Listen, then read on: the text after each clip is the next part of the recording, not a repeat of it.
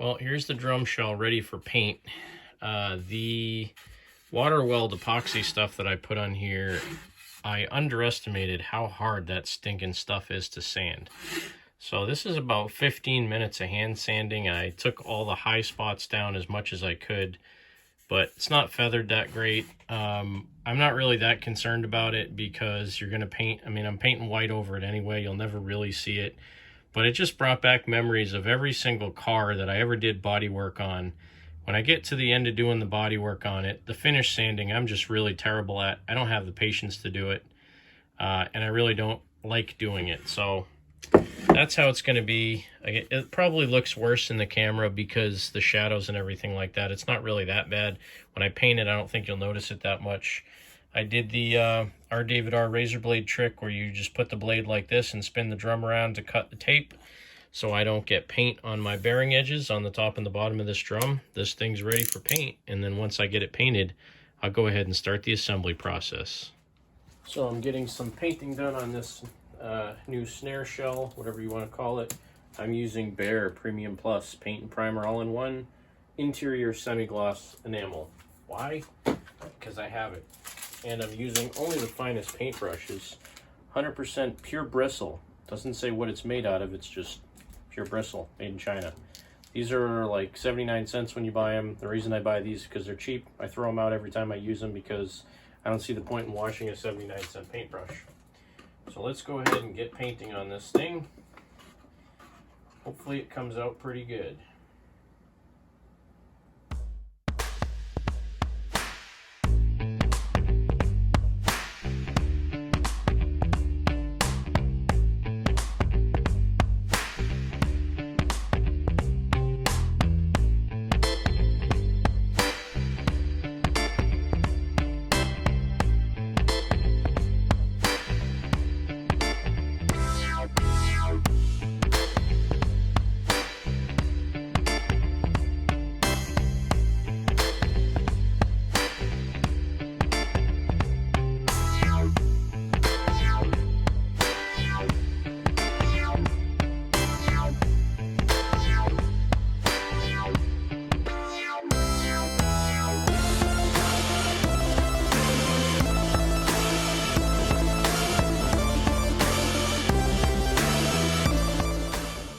We have one coat of paint on this drum. Can't really see it in the video, but there's a lot of brush marks in it. I did what I normally do when I paint something. I put on the first coat extremely heavy so that it'll hopefully flow a little bit, and then this stuff should dry in about an hour or so. I'll come back then and put a second coat on and go in the other direction, up and down, try to give it a little bit better look and see how it looks when it's done. So come back in an hour or so and we'll see how it looks. So like most of my other videos, I have really crummy light and a really crummy workspace, but see these marks on here, the red lines.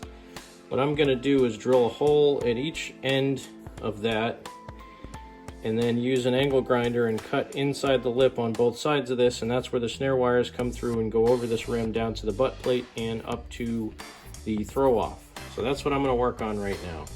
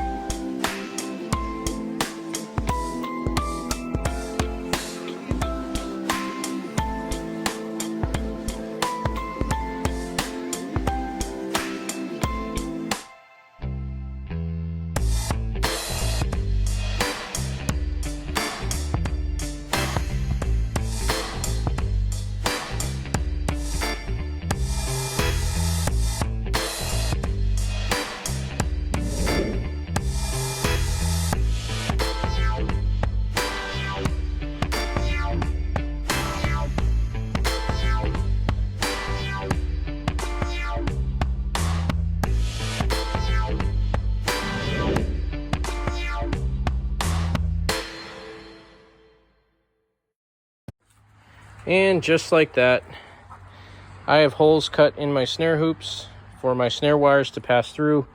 Not the cleanest job in the world, but it's the first one I've ever done, and they should work. All right, well now I'm on to coat 2 of the paint. It's been about an hour and a half. It says to wait 2 hours in between coats to let it dry, but yeah, I'm not gonna do that.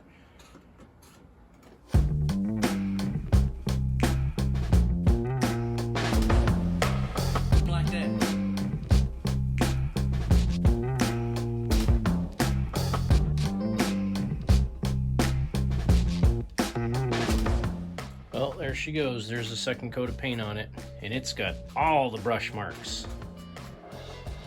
You know what? It's not about how it looks. It's about how it sounds. We'll see how it sounds when I'm done.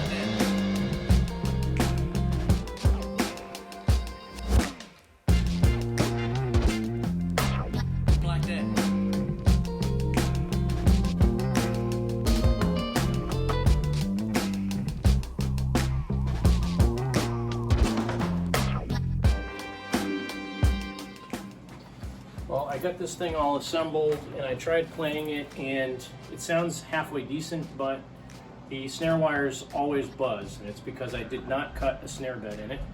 So I have a rasp. I'm going to cut a snare bed in this thing, and hopefully I don't ruin this. I'm just kind of eyeballing it. I'm probably going to cut about, I don't know, 3/16 of an inch off of it, and then try to feather it in with some sandpaper.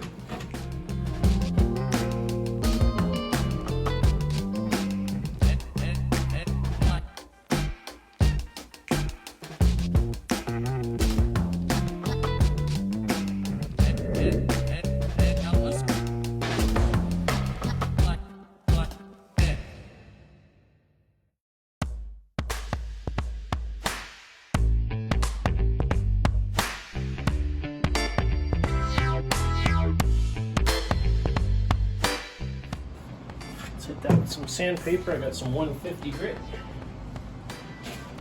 Here.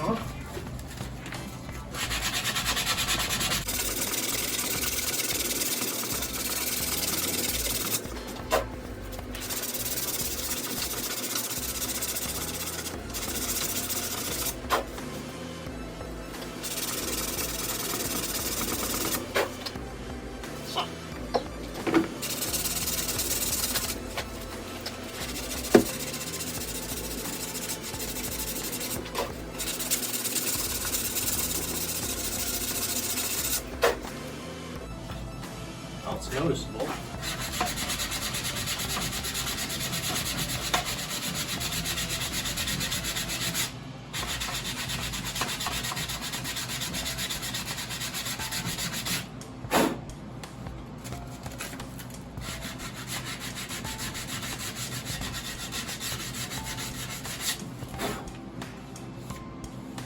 Nice and smooth, looks pretty even.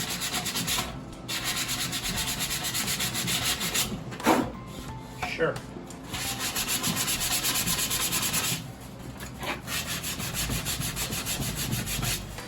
I have no idea if snare beds are supposed to be flat or round, but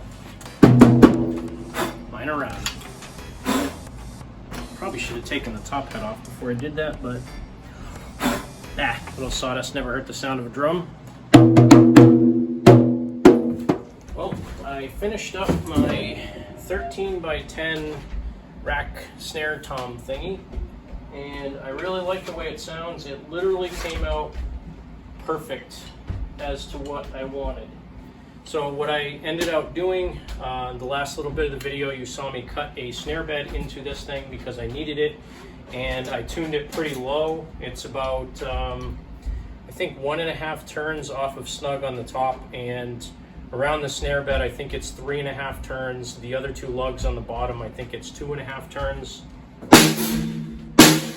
Pretty low tuning.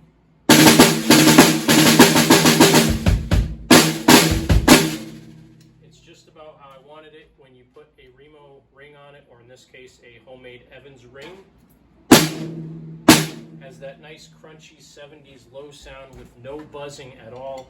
If you compare it to my chrome snare that came with my Pearl kit, that one sounds more like a piccolo, really high pitch, really crisp, really tight. And then again, the 13x10.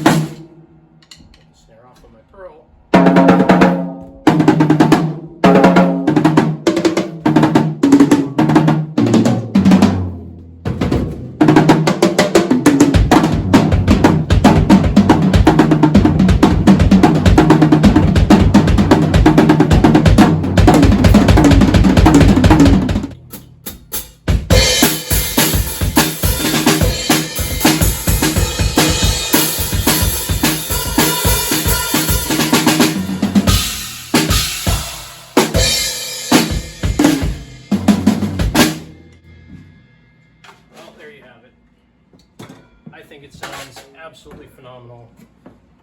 The only thing I really need to do is nothing.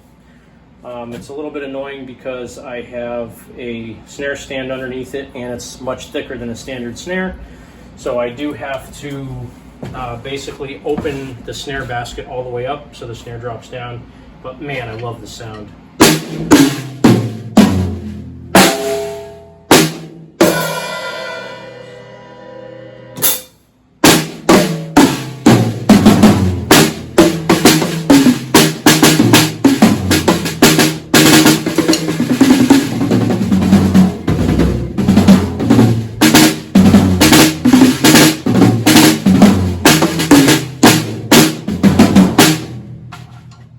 Love the way it sounds.